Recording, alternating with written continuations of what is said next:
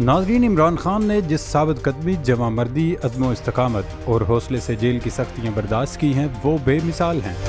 پچھلے سال عمران خان کی گرفتاری سے پہلے حکومتی ٹولے کی جانب سے بار بار ایک ہی گردان کی جاتی تھی کہ جیسے ہی عمران خان کو جیل میں ڈالا جائے گا ان کی عقل ٹھکانے آ جائے گی، لیکن وقت نے ثابت کیا کہ جیل کی صعوبتیں بھی کپتان کو اس کے موقف سے پیچھے نہ ہٹا سکیں، اور اب عالم یہ ہے کہ حکومتی ٹولے کو شکست ہوئی اور جیت عمران خان کا مقدر بن چکی ہے۔ اڈیالہ جیل سے ہی قیدی نمبر 804 نے حکومت کی چولیں ہلا ڈالی اور اب فارم 47 کی بیساکھیوں پر قائم حکومت کو گرانے کے لیے خود اس کے اپنے اتحادی بھی اپنا اپنا حصہ ڈالتے ہوئے گرتی دیوار کو ایک دھکا اور دینے میں مصروف ہیں۔ پاکستان پیپلز پارٹی نے باضابطہ طور پر آل شریف کی سیاسی قبر کھودنے کی تیاری کر لی ہے۔ آصف زرداری پہلے ہی اسٹیبلشمنٹ کو رام کر چکے ہیں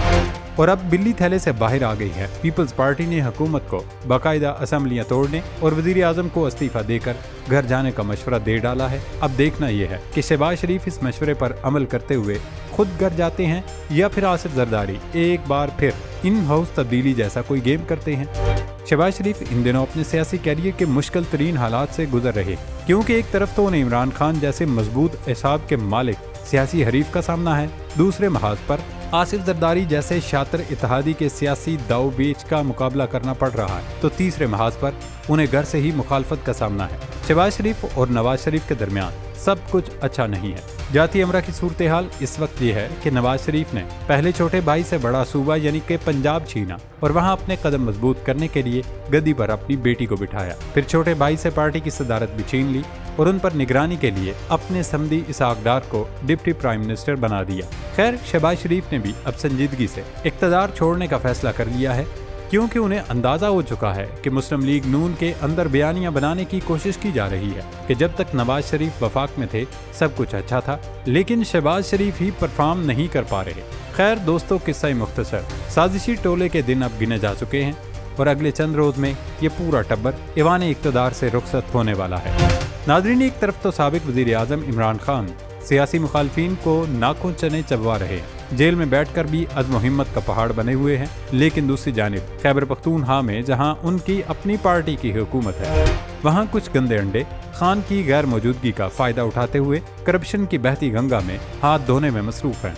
عمران خان نے جیل سے ہی ان لوگوں کو شٹ اپ کال دی ہے کہ انہیں تمام معاملات کا علم ہے، لہذا ان کے نام پر حکمرانی کرنے والے ایسی اوچی حرکتیں کرنے سے باز رہیں، ورنہ کسی کو نہیں بخشا جائے گا۔ دوستو، ویسے تو تحریک انصاف کے اندرونی حلقوں میں یہ باتیں کافی عرصے سے گردش کر رہی تھی کہ پارٹی میں جب سے وکیلوں کا ٹولہ اقتدار میں آیا ہے سب اچھا نہیں ہے، لیکن لوگ عمران خان کی محبت میں خاموش تھے۔ لیکن اب چونکہ پانی سر سے اونچا ہو چکا ہے، لہذا پختونخوا میں کرپشن کی ہنڈیا بیچ چوراہے پر پھوٹ چکی ہے۔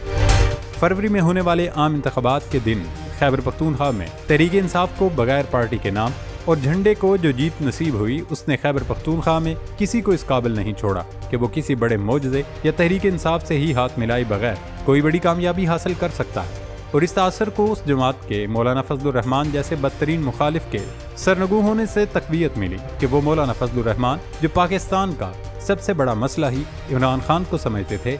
اب وہ بھی اپنی اگلی سیاسی کامیابی یا بقا کے لیے اسی جماعت کا سہارا لینے یا اسے استعمال کرنے پر مجبور ہیں۔ خیر، انتخابات کے بعد عمران خان نے علی امین گنڈاپور کو وزیر اعلیٰ خیبر پختونخوا نامزد کیا، لیکن اب لگتا ہے کہ علی امین گنڈاپور بھی خان کے لیے پرویز خٹک، محمود خان اور عثمان بزدار بنتے جا رہے ہیں۔ مثال کے طور پر آج ہونے والے ثوابی جلسے کو ہی دیکھ لیں کہ اس میں عمران خان کے لیے قربانی دینے، پارٹی اور نظریے سے جڑے رہنے والے مراد سعید اور ان کے قریبی لوگوں کو مکمل نظر انداز کیا گیا۔ جلسہ گاہ میں نہ تو ان کی کوئی تصویر نظر آئی، نہ ہی کہیں مراد سعید کا ذکر تھا۔ ناظرین، جہاں تک خیبر پختونخوا میں کرپشن کا تعلق ہے تو عمران خان سے اڈیالہ جیل میں ملاقات کرنے کے بعد صوبائی وزیر شکیل خان نے اپنی ہی حکومت کے خلاف پریس کانفرنس کر کے چارج شیٹ پیش کر دی۔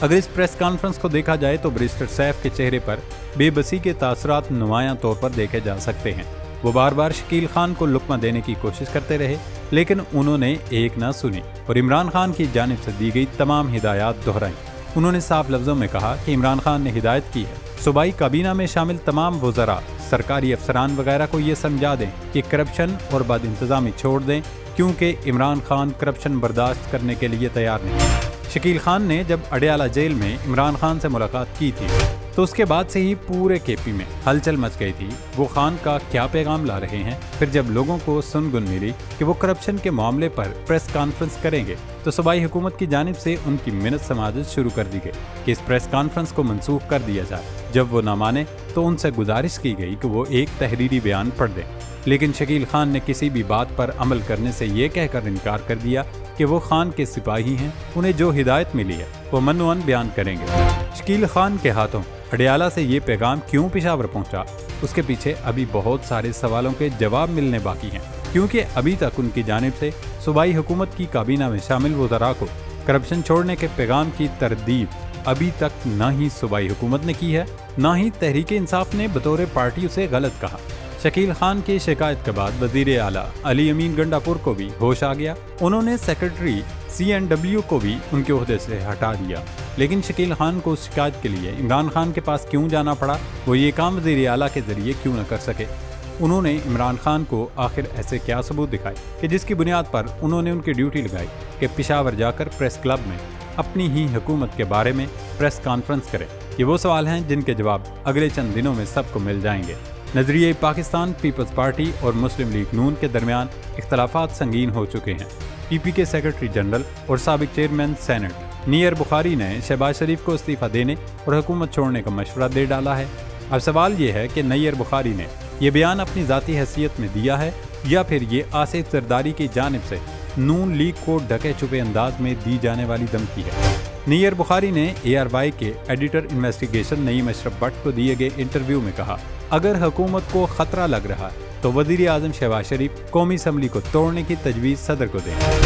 اور نئے انتخابات کرا لیں۔ انہوں نے وزیر دفاع خواجہ آصف کے بیان کی جانب اشارہ کرتے ہوئے کہا کہ وفاقی وزراء اگر سمجھتے ہیں کہ انہیں خطرہ ہے تو وہ ان سے معلومات کا تبادلہ کریں۔ نظام کا انحصار موجودہ حکمرانوں اور ایک جماعت پر ہے۔ صدر زرداری کہہ رہے ہیں کہ آؤ بیٹھ کر بات کریں، لیکن کوئی تیار نہیں۔ کچھ روز پہلے وزیر دفاع خواجہ آصف نے جیو کے پروگرام آج شاہ زیب خانزادہ کے ساتھ میں گفتگو کرتے ہوئے کہا تھا، انہیں لگتا ہے کہ کوئی نہ کوئی آئینی میلٹ ڈاؤن یا ٹوٹ پھوٹ ہونے والی ہے، ملک میں الیکشن منسوخ کرنے کی باتیں ہو رہی ہیں، ایسی کسی بھی صورتحال کا دفاع کریں گے۔ اس پر نیئر بخاری کا کہنا ہے، اگر موجودہ حکومت ٹوٹنے کے دہانے پر آ جاتی ہے تو پھر کیا حل ہے؟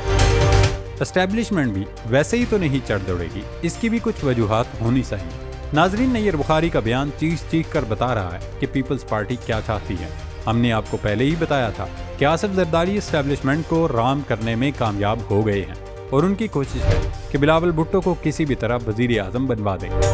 اگر شہباز شریف استعفیٰ دے کر گھر چلے جاتے ہیں تو ایسے میں بلاول بھٹو کے لیے وزارت عظمیٰ سنبھالنا ہرگز کانٹوں کی سیج نہیں ہوگی، لیکن یہ ضرور ہو سکتا ہے آصف زرداری مقتدری سے بات کر کے قومی حکومت یا نئی سیٹ اپ میں بلاول بھٹو کو وزیر اعظم لگوا دے۔ ویسے آصف زرداری چونکہ جوڑ توڑ کی سیاست کے ماہر ہیں، لہذا بلاول کو وزارت عظمیٰ سونپنے سے یہ تجویز کافی حد تک پریکٹیکل ہو سکتی ہے۔ ناظرین، اب ہمارے پاس ویسے بھی زیادہ ٹائم نہیں ہے، اسٹیبلشمنٹ اور حکومت دونوں کو یہ فیصلہ کرنا ہوگا کہ ملک کیسے چلے گا، کیونکہ یہ گو مگو کی کیفیت زیادہ عرصے تک نہیں چل سکتی۔ شہباز شریف کی رخصتی کے بعد اگلا سیٹ اپ کیا ہوگا؟ کیا ان ہاؤس تبدیلی لائی جائے گی؟ نئے انتخابات کرائے جائیں گے؟ ٹیکنوکریٹ سیٹ اپ آئے گا یا کوئی نیا نظام ہوگا؟ ویسے تو ملک کو آئین کے تحت چلنا چاہیے اور آئین ہی بالادست ہے، اس کے مطابق بیٹھ کر مسائل کا حل نکالنا چاہیے، کیونکہ اگر سسٹم ڈی ریل ہو گیا تو شاید کسی ایک کو فائدہ ہو جائے اور یقینی طور پر